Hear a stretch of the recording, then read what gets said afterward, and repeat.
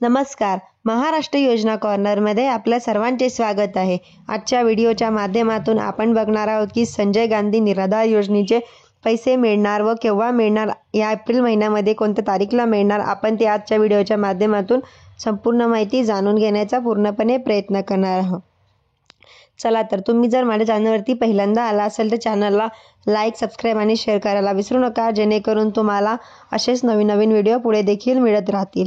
तर आपल्या सर्वांना माहिती आहे की संजय गांधी निराधार योजनेचे बऱ्याचशा लाभार्थ्यांचे 2-3 महिन्यापासून पैसे हे अनुदान हे रखडलेले आहे व काही लाभार्थ्यांना हे अनुदान हे मिळालेले सुद्धा आहे. तर ज्या लाभार्थ्यांचे हे रखडलेले आहे त्या लाभार्थ्यांना आता 31 एप्रिलपर्यंत मिळण्याची शक्यता आहे.